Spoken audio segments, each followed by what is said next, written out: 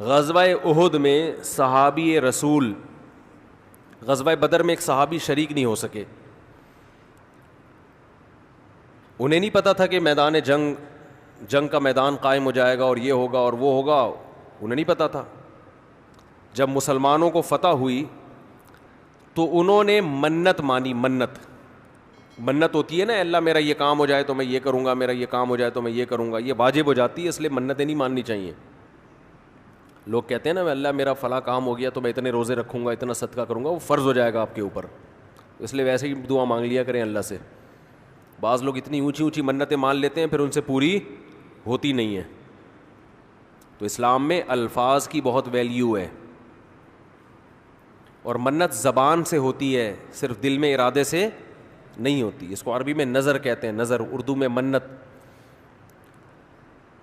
تو ان صحابی کو غزوہ بدر میں شرکت کا موقع نہیں ملا تو انہوں نے منت مانی، نظر مانی کہ اے اللہ اگر دوبارہ کوئی میدان جہاد گرم ہوا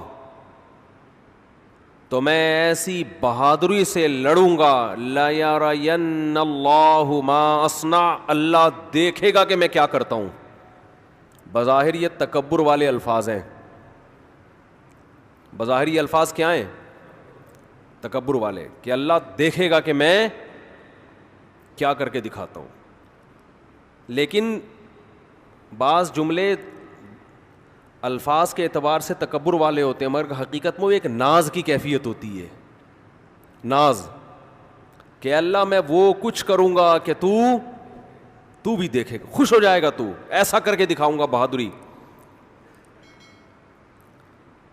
جب غزوہ احد میں مسلمانوں کے قدم اکھڑے ہیں، ان صحابی کو اللہ سے کیا ہوا وعدہ یاد آیا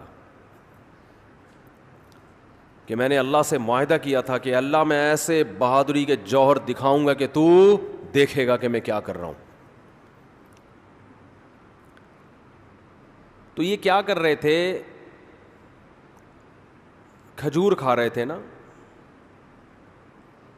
تو کھجور کا تھیلا انہوں نے پھینکا اور انہوں نے کہا کہ جنت اتنی قریب ہے میرے اور کھجور کھانے کا وقت بہت طویل ہے، اتنا ٹائم لگے گا اس میں، اف یہ تو بہت دیر ہو جائے گی. اور گئے میدان جنگ میں، بہادری سے لڑے، اتنی بہادری سے لڑے اور شہید ہوئے کہ انگلیوں کے پوروں سے، فنگر پرنٹ سے ان کی بہن نے ان کو پہچانے کہ میرے بھائی کی لاش ہے یہ. قرآن مجید کی آیتیں نازل ہوئیں، من المؤمنین رجال صدقوا ما عاہدوا اللہ علیہ فمنہم من قضى نحبہ ومنہم ینتظر. مومنین میں بعض ایسے بھی ہوتے ہیں کہ اللہ سے جب کوئی معاہدہ کر لیتے ہیں تو اس معاہدے کو پورا کر کے چھوڑتے ہیں. وہ انہی کے بارے میں نازل ہوئی. تو جب ان کو یقین تھا کہ جنت میرے سامنے ہے تو انہیں وہ کھجور تناول کرنا بھی مشکل لگا. یہ خوف کی وجہ سے نہیں لڑ رہے کہ اگر میں نہیں لڑا تو جہنم میں جاؤں گا، بلکہ کس کی لالچ میں لڑ رہے ہیں؟ جنت کی اور اللہ کی محبت میں لڑ رہے ہیں. تو انسان جب خوف کی بیس پہ کام کرتا ہے اس میں جان نہیں ہوتی، اور جب کسی محبت اور لالچ میں کام ہوتا ہے تو اس کام میں اس کی کوالٹی بہت شاندار ہوتی ہے.